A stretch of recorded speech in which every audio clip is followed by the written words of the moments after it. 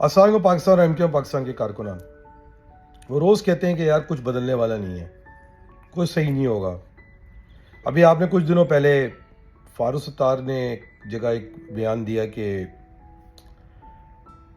अगर इंसान गरीब पैदा हो तो उसका कसूर नहीं है, मगर अगर इंसान गरीब मरे तो उसका कसूर है।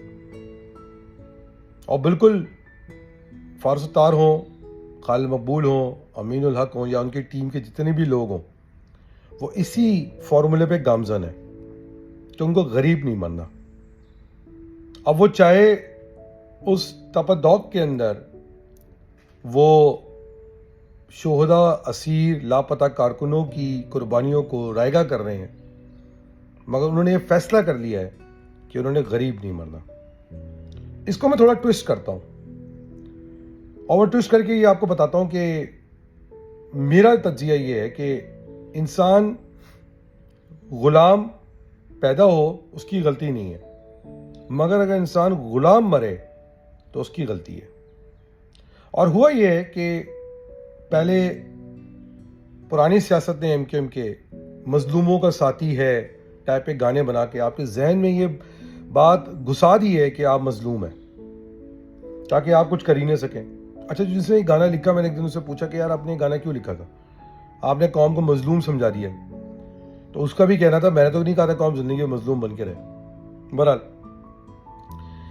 तो मजलूम दिए मजलूमियत, गुलामी आपके जहन में भर दी गई कि मुझे समझ नहीं आता कि आप जब खालिद मकबूल या अमीन उल हक या फारूक सत्तार के जैसे लोगों को जिनका कैरेक्टर खराब है, वसीम अख्तर नाकाम आदमी, और उसके साथ जो और इगड़म तिगड़म है, जब उसको आप अपने ऊपर कायद के तौर पे मुसल्लत करने को तैयार हो। पहले आपने मुल्क के गद्दार अल्ताफ को एक्सेप्ट किया और अब आप एक नाकाम क़ियादत को अपने ऊपर एक्सेप्ट करने को तैयार हो। उसके खिलाफ जो आवाज़ उठा रहे हैं उनको सलाम है मेरा, मगर जो नहीं उठा रहे को उठाना चाहिए, मगर खैर बहुत सारे लोग अब उठा भी रहे हैं। मगर आज भी जो लोग उनका साथ दे रहे हैं, मुझे उन पर हैरत होती है। ज़रूर मुझे रोज़ एक बात की जाती कि यार दानिश भाई, आप ये क्या कर रहे हैं, आपको नहीं पता आप इतनी बड़ी कमीनों की फौज से जंग लड़ रहे हैं, इनको हराना इतना आसान नहीं होगा। ये सब शातिर हैं, इनके पास पैसा है, इनके पास ताकत है, और हो सकता है पीछे सपोर्ट भी कहीं हो। जैसे मैंने कुछ दिन पहले कहा, जैसे खालिद के पीछे तो डेफिनेटली ज़िद्दारी की सपोर्ट है, और उसके बावजूद भी आप लड़ रहे हैं।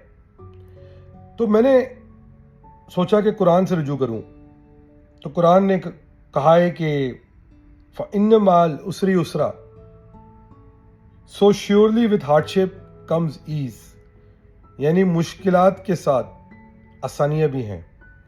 इन्ना माल उसरे उसरा, और surely with that hardship comes more ease. ये कुरान ने कह दिया है, बता दिया आपको। और उसके बाद कहता है कि फाइजा फरगत फाइनसर, so once you have fulfilled your duty strive in devotion, फ़इला रब्बिका फरगब, turning to your lord alone with hope. ये मैसेज उनके लिए है जो मुझे बताने की कोशिश करते हैं कि जंग हम जीत नहीं सकते। अच्छा, जंग कोई जात की जंग तो नहीं है ना, जंग इस पाकिस्तान की जंग है, इस वतन की जंग है। मेरी जंग है उन लोगों से कि जो पाकिस्तान के मुखालिफ है। अच्छा, पाकिस्तान की मुखालफत का मकसद सिर्फ ये तो नहीं है कि आप उसके खिलाफ काम कर रहे हैं, अगर पाकिस्तान की मुखालफत पाकिस्तान को कमजोर करने के अंदर भी है। उनसे जंग है। ये मुमलकत खुदादाद जिसको मेरे आपके बाप दादा ने बनाया था, ये इसलिए नहीं बनाया था कि हम इस मुल्क में आके कुछ जहनी वडेरों के गुलाम बन जाएं। कब तक ये गुलामी की जिंदगी गुजार सकेंगे? क्या मिला है आपको इस गुलामी की जिंदगी गुजार के? कब तक कितने लोग पाकिस्तान से बाहर चले जाएंगे? वो धमकी देते हैं कि हम तुम्हें बुला लेंगे, डिपोर्ट करा के वापस बुला लेंगे। बुला लो, मैं तो चाहता हूं वापस आना, भाना चाहिए। पहले निकाला था, अब बुला लो, किसको फिक्र है? मगर अगर किसी फॉर्मूले के अंदर कहा यह जाए कि यजूदियों के साथ मफाहमत कर ली जाए, तो मैं फिर 1400 साल पहले इमाम हुसैन रज़ी अल्लाह ताला अन्हा की करबला की शहादत को याद करूंगा। यजीद ने भी यही कहा था, मफाहमत कर लो, मिलजुल के चला लेंगे। मगर क्या इमाम हुसैन ने उस मफाहमत को एक्सेप्ट किया? आखिरी लम्हे तक, जब तक कि उनके लाशा गिरा नहीं, उन्हीं लोगों के हाथों जो उनके साथ एक, मतलब मुझे तो बताया जाता है कि वो ऐसे भी लोग थे जिन्होंने सुबह उनके पीछे फजर की नमाज पढ़ी, उनसे मफाहमत कर ली जाए। किस काम के लिए? सियासत के लिए, ताकि आराम से जो है अपना काबू, अपना कंट्रोल रखा जा सके। वो लोग जो किरदार के खराब हो, जो मुहब्बे वतन नहीं हो, उनके साथ मफाहमत कर ली जाए।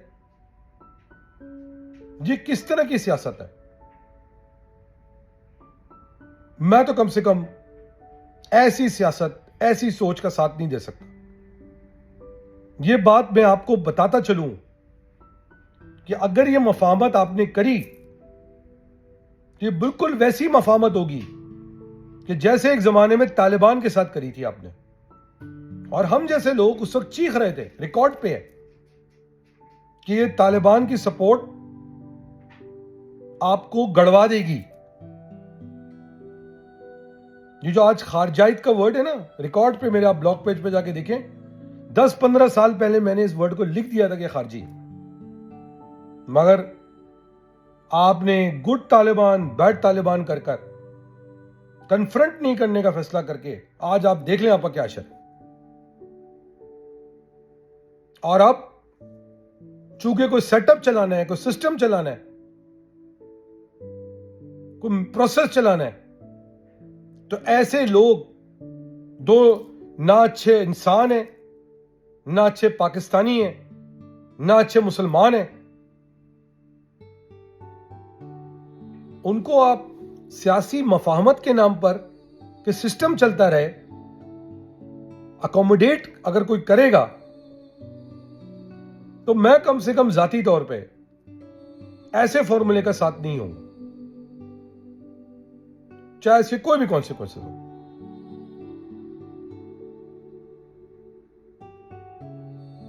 आप ये एक्सपेक्ट करें कि आप 1 किलो गोश्त लेके आए हलाल, और उसमें भली 1 आउंस हराम डाल दें तो वो खाना हलाल हो जाए, या 1 किलो में 1 पाव हराम डाल दें तो वो खाना हलाल हो जाए, ऐसा हो नहीं सकता।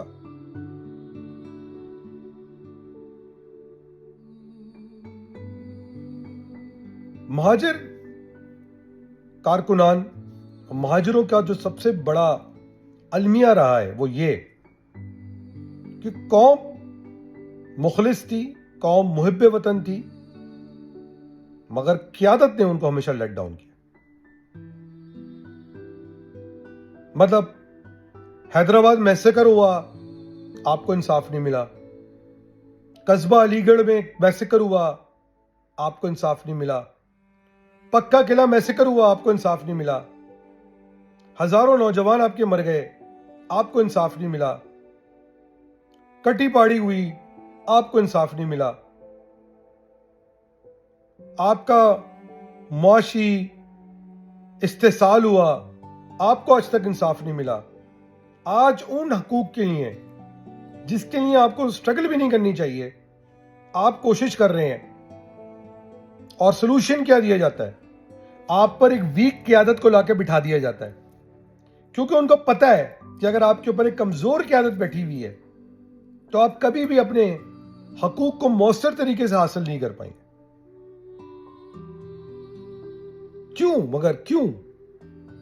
क्या कसूर है महाजरों का? क्या कसूर है इस शहर का? सबा कमर ने जब कहा कि शहर गंदा है तो गलत क्या कहा उसने? मगर सवाल तो यह बनता है, ये शहर गंदा क्यों हुआ? 18वीं तरमीम जैसी तरमीम को एनआरओ के बाद पास करवा के मुल्क के वसीतर मफाद में क्या हासिल हुआ? फैसले करते हैं फिर उसको पलटते हैं, खड्डे खोदते हैं, फिर जब गिर जाते हैं तो कहते गिर गए, फिर उसमें बट्टी बढ़ने की कोशिश करते हैं। मैं एज अ पाकिस्तानी उन माँ बाप की औलाद, बुजुर्गों की औलाद जिन्होंने इस मुल्क के लिए कुर्बानी दी है, और ऐसा नहीं है कोई 47 में दी है, पहले भी दी है, मैं अपील करता हूं रियासत से कि ये मफाहमत की सियासत खुदा के वास्ते खत्म करें। अगर आप ये कहते हैं कि आपके पास सही लोग नहीं है तो ये आपका कसूर है, क्योंकि जब गलत लोगों को आप पावरफुल बनाएंगे, ताकत देंगे, पैसा देंगे, तो सही लोग ऊपर कैसे आएंगे?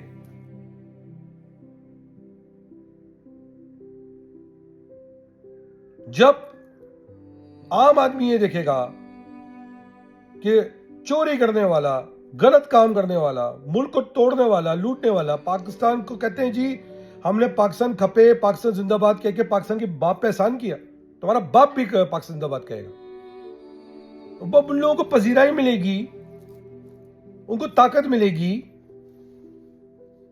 जो दिल से पाकिस्तान से नफरत करते हैं तो कैसे सही लोगों पर आएंगे? कैसे मुहब्बे वतन लोगों पर आएंगे? कैसे जीतेंगे आप?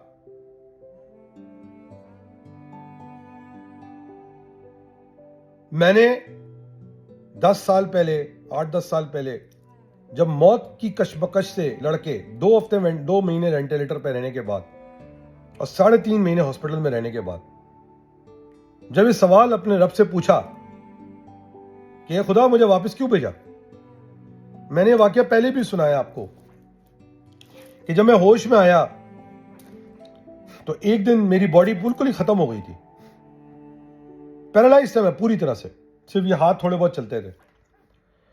तो एक दिन मेरा अटेंडेंट आया, उससे कहा क्या बात है यार, क्यों डाउन हो? अच्छा, मुझे इससे पहले नहीं पता था आप यहां से बात करते हो, यहाँ एक ट्यूब लगी हुई थी, मैं इससे बात करता था, 58 दिन वेंटिलेटर पे रहा था। जवाब दे दिया लोगों ने। तो मैंने उसको इशारों में कहा यार क्या है ये, ना हाथ चल रहा है, ना पांव चल रहे हैं, ना बात चल रही है, क्या जिंदगी? उससे मुझे एक बात बोली, उसने कहा जितने दिन तुम इस वेंटिलेटर पर रहे हो और हमें पूरी उम्मीद थी तुम खत्म हो जाओगे, मगर हमारा फर्ज था तुम्हें कोशिश करना बचाने की। उस दौरान शायद सीरिया में जंग चल रही थी, वो सीरियन था, 20 से 25 हजार लोग मेरे मुल्क में शहीद हो गए। इस वार्ड में 8 से 10 पाकिस्तानी जो तुम्हारी उम्र के कमो बेश थे आए और चले गए। हम हैरान है कि तुम क्यों वापस आए, और मैं भी हैरान था कि मैं क्यों वापस आया। भाई कहते हैं ना, बीमारी के बाद अल्लाह ताला ने अपने गुनाह माफ कर दिए। आप सीधा कहते ना, बीमार के बाद आप जब जाओ तो जन्नत मिलेगी। लोगों ने कहा आप वापस आए इसलिए कि आप अपने बीवी बच्चों की खिदमत करें, खानदान की खिदमत करें। मैं कर सकता था ये काम भी, मैं ये काम भी कर सकता था, तरक्की कर सकता था। पहली कुर्बानी दी, जॉब छोड़ी कौम की खातिर, 9 लाख रुपए की तनख्वाह की जॉब छोड़ी कौम की खातिर, असूल पे, क्योंकि मुझे पता था मैं सही हूं। उस दिन भी, आज भी स्ट्रगल कर रहा हूं। रोज शिकायतें जाती हैं, रोज धमकियां आती हैं। कभी लंदन वाले धमकी देते हैं, कभी खालिद वाले धमकी देते हैं, कभी सिंधी कॉन्फ्रेंस धमकी देते हैं, कभी पीपल्स पार्टी धमकी देती है, कभी कोई कभी कोई। मगर शायद कसम खाई हुई है कि कोशिश करनी है आखिरी लम्हे तक,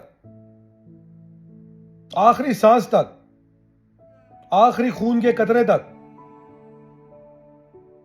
कि मेरी कौम को, मेरे शहर को हकूक मिल जाए, ताकि वो पाकिस्तान जिसके लिए मेरे बाप दादा ने कुर्बानी दी, जिसके लिए मैंने कोई इमिग्रेशन नहीं ली, क्योंकि मुझे दफन पाकिस्तान में होना है, वसीयत है, वो फले पूरे तरक्की करे। मगर लोग कहते हैं यार किसी को फर्क ही नहीं पड़ता। क्यों नहीं पड़ता फर्क? अच्छा लगता है भीख मांगते हुए, अच्छा लगता है कशकोल लिए घूमते हुए। अगर शहरी सिंध सही तरह से चलना शुरू कर दे, मुआशी तरीके से, इसको रोड एंड इंफ्रास्ट्रक्चर सही तरह से मिल जाए, तो आपको दुनिया में कशकोल लिए घूमने की जरूरत नहीं है। ये बात समझना कितना मुश्किल है।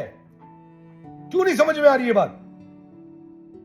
और ये बात क्यों नहीं समझ में आ रही कि इस शहरी सिंध को अगर सही तरह से चलाना है तो इसके ऊपर काबिल, ईमानदार, टैलेंटेड लोगों को बिठाना है, ना कि चोर उचक्कों को, करप्ट लोगों को मसलियत के नाम पे। अगर मसलियत से मुल्क चलाने हैं तो चलाएं फिर इस तरह।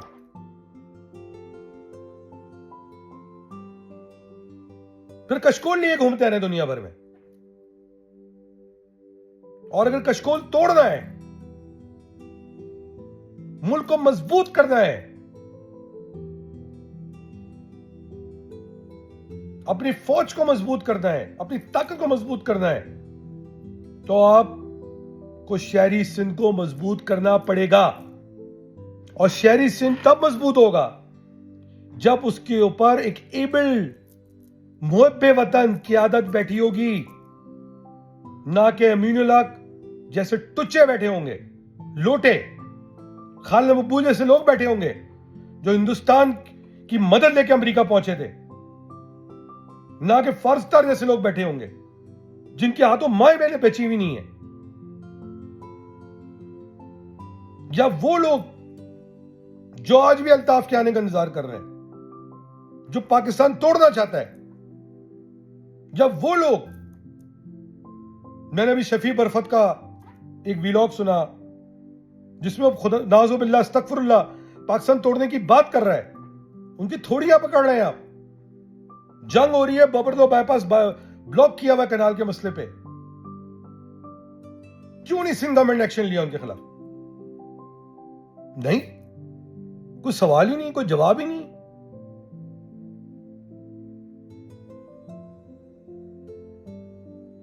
और मुझे तो अफसोस होता है, रोज बेचारे हमारे फौजी भाई रोज बेचारे कुर्बानियां देते हैं। जवान जवान बच्चे हमारे बच्चों की तरह है ना। मैं तो एज हो गई है, बच्चे हैं हमारे, वो 15-20 साल के बच्चे ही हुए ना, जनरेशन का फर्क है। रोज कुर्बानियां दे रहे हैं, रोज कोई दिन नहीं गुजरता कि लहू में लथपथ उनके यूनिफॉर्म आते हैं। किस बात के लिए कुर्बानी दे रहे हैं? इस मसलियत के लिए कुर्बानी दे रहे हैं कि ज़रदारी जैसे लोगों को आप प्रेसिडेंट बना के रखें मसलियत के नाम पे। खालिद मकबूल जैसे लोगों को जो हिंदुस्तान की मदद लेके अमेरिका भागा था, उसको चेयरमैन बना के रखे मसलियत के नाम पे। रोज कोई दिन नहीं गुजरता कि हमारे इदारे, हमारी फौज के बच्चे रोज इन पॉलिसियों की नजर हो रहे हैं। मैं आपको आज एक बात बताऊं, इन गद्दारों पे भरोसा करके मसलियत के नाम पे अगर सियासत चलाएंगे, मैं आज आपको दावे से कह रहा हूं, अपने लिए गड़ा खोदेंगे। क्योंकि ये ताकतवर होंगे, ये इस मुल्क की जड़ें कमजोर करेंगे। मैं इस मुल्क की जड़ें कमजोर होने नहीं दूंगा।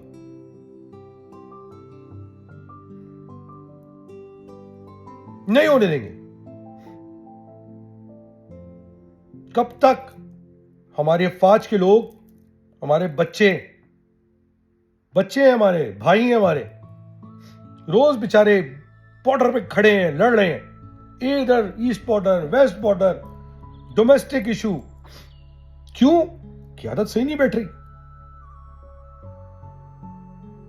जड़ें कमजोर हो रही हैं, मुखबरियां हो रही हैं पाकिस्तान की। तो सर खुदा के वास्ते फैसले करें, बहुत हो गया। गलत लोगों को स्पेस देके मसलिहत के नाम पे सियासत नहीं चल सकती, मुल्क नहीं चल सकते। फैसले करें, मुश्किल फैसले करें, मत डरें, कौम पीछे खड़ी होगी।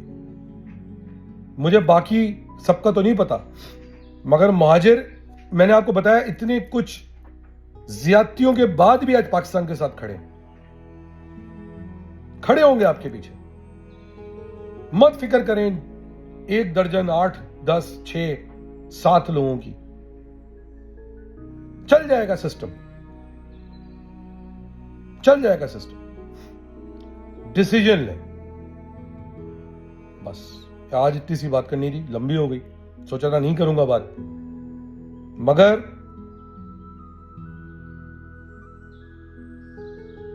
समझ में ये आ रहा है कि ब्लैकमेलिंग करके ये ताकतें अपने आप को मजीद मजबूत बना रही हैं। अल्हम्दुलिल्लाह इस टाइम पे अल्लाह ताला ने पाकिस्तान के इदारों को, पाकिस्तान की फौज को बहुत इज्जत दी है। मुश्किल फैसले का टाइम है, कर दें फैसले, जान छुड़ाए इस कचरे से। कौम खड़ी होगी पीछे, आपकी खड़ी है, मगर अगर आप इन्हीं के हाथ में दे देंगे सिस्टम दोबारा तो कैसे चलेगा। इनकी मसलिहत में मत आए, जमहूरियत के नाम पे, इसके नाम पे इनकी मसलिहत ना माने, वरना पता नहीं। पाकिस्तान को कुछ नहीं होगा अल्हम्दुलिल्लाह, मगर पाकिस्तान उधर तक नहीं पहुंच पाएगा जहां तक उसको पहुंचना चाहिए। हम 4 कदम आगे चलते हैं, 10 कदम पीछे जाते हैं इन लोगों की वजह से, क्योंकि ये चाहते ही नहीं है पाकिस्तान मजबूत हो। भाई जो लोग ये एहसान करें आप पे कि हमने पाकिस्तान खप्पे का नारा लगाया, पाकिस्तान जिंदाबाद का नारा लगाया, चाहे वो जरदारी की शक्ल के हो, खालिद की शक्ल के हो, पता नहीं ऐसी क्या मसला है कि उनको ताकत दी हुई है। बहरहाल आज का गुजार दीजिए। मैं हमेशा की तरह पाकिस्तान के इदारों की, पाकिस्तान की फौज की, जवानों की जो कुर्बानियां दे रहे हैं, उनके लिए दुआएं, मुझे अपनी कौम के लिए भी दुआएं, क्योंकि मुझे मेरी कौम तकलीफ में है, महाजिर तकलीफ में। आज कस्बालीगढ़ की बरसी थी, तकरीबन 30 साल होने को आ रहे हैं, कोई इंसाफ नहीं मिला। 30-40 साल होने को आ रहे हैं, कोई इंसाफ नहीं मिला।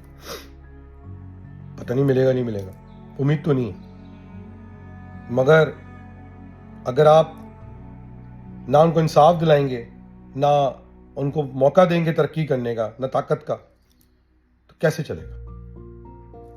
और फिर उसके ऊपर वीक, निकम्मी, करप्ट क़यादत को बिठा देंगे, कैसे चलेगा।